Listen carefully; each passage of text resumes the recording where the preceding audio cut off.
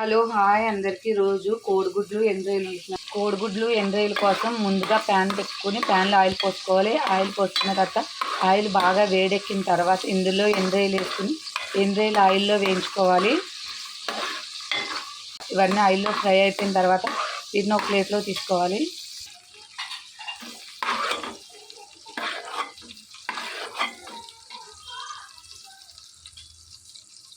ఇలా ఫ్రై అయిపోయిన అన్నీ ఒక ప్లేట్లో తీసుకోవాలి.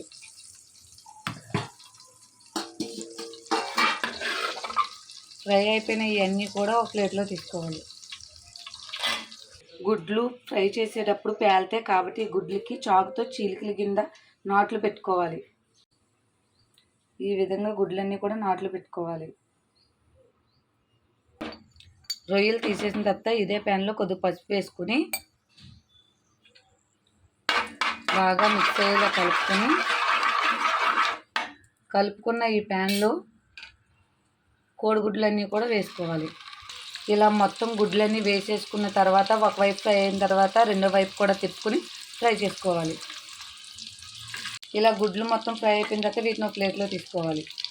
గుడ్లు తీసేసిన తర్వాత ఇదే ప్యాన్లో మనం వేయించి పక్కన పెట్టుకున్న ఎండ్రాయిలు మొత్తం వేసేసుకోవాలి.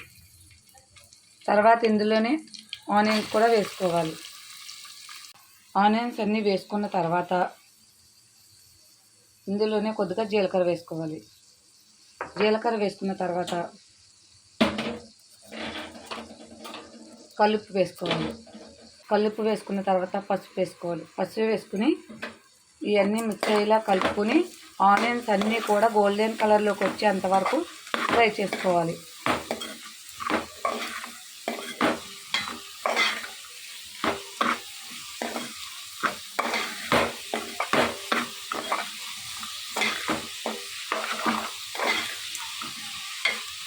ఈ మొత్తం ఆనియన్స్ అన్నీ కూడా గోల్డెన్ కలర్లోకి వచ్చేంత వరకు ఫ్రై చేసుకోవాలి. ఇలా ఆనియన్స్ అన్నీ గోల్డెన్ కలర్లోకి వచ్చేంత వరకు ఫ్రై చేసేసుకున్న తర్వాత ఇందులో సరిపడా కారం వేసుకోవాలి. ఇందులో సరిపడా కారం వేసుకుని ఇదంతా కూడా బాగా మిక్స్ అయ్యేలా కలుపుకోవాలి. ఇలా మొత్తం అంతా బాగా మిక్స్ అయ్యేలా కలుపుకున్న తర్వాత ఇందులో సరిపడా వాటర్ పోసుకోవాలి. వాటర్ పోసుకుని ఇదంతా కూడా బాగా మిక్స్ అయ్యేలా కలుపుకోవాలి. ఇలా మొత్తం అంతా మిక్స్ అయ్యేలా కలుపుకున్న తర్వాత ఫ్రై చేసి పక్కన పెట్టుకుని ఎగ్స్ అన్నీ కూడా ఇందులో వేసేసుకోవాలి. వేసుకుని వాటర్ కర్రీ దగ్గరకు వచ్చేంత వరకు కూడా కర్రీ ఉడికించుకోవాలి. వాటర్ పోసుకుని కర్రీ ఇదంతా కూడా దగ్గరకు వచ్చేంత వరకు కూడా బాగా ఉడికించుకోవాలి. మూత పెట్టుకుని కర్రీ మొత్తం ఉడికిపోయిన తర్వాత చివరిగా కొద్దిగా కరివేపాకు వేసుకోవాలి. కావాలంటే గరం మసాలా కూడా వేసుకోండి. నేను యూజ్ చేయను. మసాలాలు లేకోకుండానే ఎండు రొయ్యలు నీచు వాసన లేకుండా చాలా టేస్టీగా ఈ విధంగా వండుకుంటే